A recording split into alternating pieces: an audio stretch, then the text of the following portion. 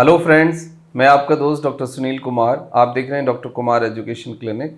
I am post doctorate in clinical medicine and the metabolic science and I am practising as a clinical physician. Last 18 year से as a physician मैं south Delhi Chhatarpur में practice कर रहा हूँ।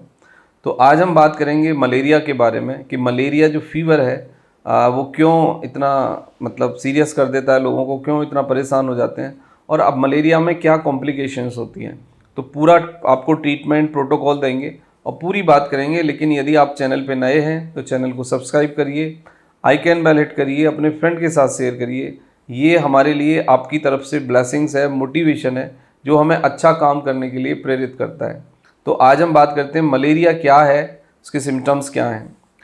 Malaria के अंदर देखो, सबसे पहली बात यह है कि अब मलेरिया उतना नहीं होता है जितना कि 20 साल पहले होता था। अब वेस्ट बंगाल में और बिहार और यूपी में मलेरिया के कुछ केसेस आते हैं, दिल्ली में भी कुछ केसेस आते हैं, लेकिन परसेंटेज बहुत कम होता है। यानी कि 100 यदि फीवर के केसेस हैं तो उसमें 2 या 5 लोगों को मलेरिया हो सकता है, लेकिन मोस्ट ऑफ द केसेस में 90% वायरल फीवर ही होता है। लेकिन मलेरिया को भी रूल आउट करना ज़रूरी है, क्योंकि मलेरिया स्टिल है, होता है वो, और जिन लोगों को होता है उनको बहुत बड़ी प्रॉब्लम पैदा करता है वो।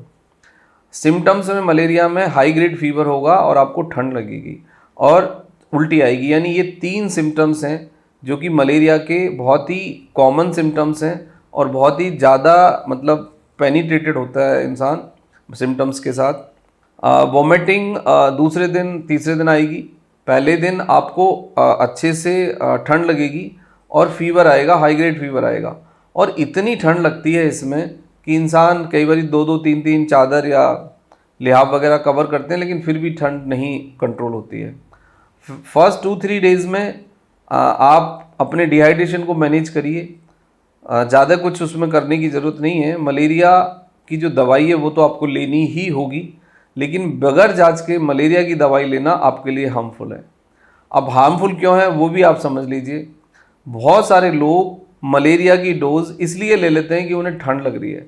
90% फीवर के अंदर आपको फीवर के साथ ठंड लगेगी ही, लेकिन मलेरिया में थोड़ी सी ज़्यादा ठंड लगती है। और मलेरिया का जो फीवर है वो ठंड के साथ ही प्रोलॉन्ग करता है, चिली के साथ प्रोलॉन्ग करता है, और उसके अंदर पेट में दर्द, उल्टी होना, कुछ डाइजेस्ट नहीं होना, ये सब रहेगा और ये प्रोलॉन्ग करेगा। यदि आपको वायरल है तो 3 से 4 दिन में आपके सिम्टम्स डिज़ोल्व होने शुरू हो जाएंगे और आप थोड़ा सा रिलीफ महसूस करेंगे। लेकिन यदि आपको मलेरिया है तो 3 से 4 दिन में आपके सिम्टम्स डिज़ोल्व नहीं होंगे।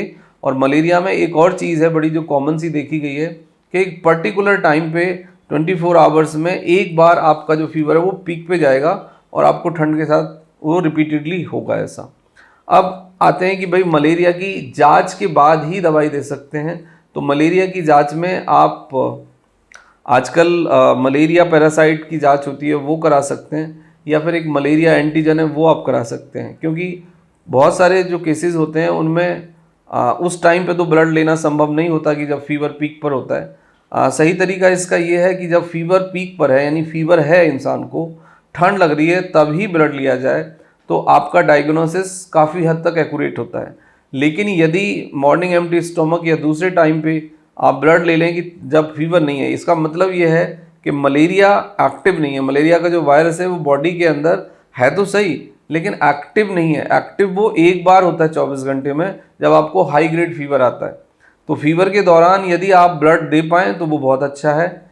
और यदि उसमें नहीं डायग्नोस हो पा रहा है एमपी में मलेरिया पैरासाइट का जो हम टेस्ट करते हैं, तो आप मलेरिया एंटीजन फिर करा सकते हैं। उसमें कई बार देखा है कि वो डायग्नोस हो जाता है।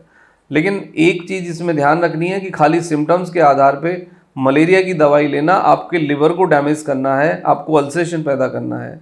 बहुत सारे लोग क्या करते हैं कि ठंड से बुखार है तो भाई आप लारिगोडीएस या क्लोरोक्विन या और भी जो दूसरी जो दवाई आती हैं वो साथ में 1 डोज ले लेते हैं या 2 डोज ले लेते हैं।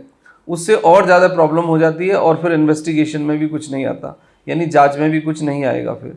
क्योंकि जांच को भी सही तरीके से करना है, सही समय पे कराना है। कभी भी आप जांच करा लें उसमें कुछ आ जाएगा, ऐसा कुछ होता नहीं है। इसीलिए देखा जाता है कि मलेरिया के केसेस में सबसे बड़ी प्रॉब्लम डायग्नोसिस के लेवल पे है। सबसे बड़ी प्रॉब्लम वो पहले से ही दवाई खा लेते हैं वो है। तो इस तरह की कोई दवाई नहीं खानी है। कोई भी एंटीबायोटिक कोई भी पेन किलर का कोई रोल मलेरिया के फीवर को ठीक करने में नहीं होता है। तो एंटीबायोटिक पेन किलर से स्ट्रेट फॉरवर्ड बचिए। आप पैरासीटामोल से अपने सिम्टम्स को, अपने फीवर को मैनेज करिए, डिहाइड्रेशन को मैनेज करिए, अच्छे से पानी पीजिए, जूस पीजिए। बहुत ज़्यादा कमज़ोरी लगती है तो you can add the electrolytes, ORS या इलेक्ट्रॉल, ये आप ऐड कर सकते हैं। एंड टेस्ट कराने के बाद आप मलेरिया की राइट डोज लीजिए, क्योंकि मलेरिया की जो डोज़ है, कौन सा सॉल्ट दिया जाए, कितना डोज दिया जाए, ये बहुत इंपॉर्टेंट है। ये फिजिशियन के द्वारा डिसाइड होना चाहिए, क्योंकि मलेरिया की जो दवाई है उसके अपने साइड इफ़ेक्ट भी होते हैं। आपको उससे अल्सरेशन हो सकता है, आपको उससे लिवर में इन्फ्लामेशन आ सकता है। तो बहुत सावधानी से आपको मलेरिया की दवाई लेनी है। ठंड लगने का मतलब मलेरिया फीवर है, ये बिल्कुल भी नहीं होता। आपको यदि UTI है, पेशाब में इन्फेक्शन है, तो भी ठंड लगेगी। आप यदि कमज़ोर हैं तो भी ज़्यादा ठंड लगेगी। यदि आपको कोई पहले से अंडरलाइन डिसीज़ है तो भी ठंड लगेगी। वायरल में भी ठंड लगती है। हर फीवर में आपको ठंड लग सकती है और ठंड के साथ बुखार आ सकता है, लेकिन इसके सिम्टम्स थोड़े से अलग हैं जो हमने बताए, वो ध्यान रखिए। रेड फ्लैग यही है इसमें कि अल्सर कर देता है, कई बारी गर्मी हो जाती है, कई बारी मलेरिया की दवाई लेने के बाद उल्टी बढ़ जाती है, उल्टी नहीं रुकती, और कई बारी कुछ भी डाइजेस्ट नहीं होता है। तो गलत मलेरिया का सॉल्ट, गलत मलेरिया की दवाई, ओवरडोज और अननेसेसरी मलेरिया का मेडिसिन लेना आपके लिए नुकसानदायक है, उससे आपको ज़्यादा नुकसान होंगे। प्रिवेंशन में यही है कि आप बच्चों को पूरे कपड़े पहनाएं और कोई क्रीम लगा सकते हैं। दूसरा ये है कि जो गंदगी है उससे बचें, ड्राई जितना रखें, आसपास चीज़ों में मच्छर ना पैदा होने दें, गंदगी से बचें। प्लस प्लेंटी ऑफ लिक्विड यानी वाटर, ये बहुत बढ़िया एड है, बहुत बड़ा सपोर्ट है हीलिंग के लिए। तो आप पानी की कमी ना होने दें, बस डिहाइड्रेशन को आप मैनेज कर लें तो आप बच पाएंगे, ठीक हो पाएंगे। Thank you very much and take care yourself.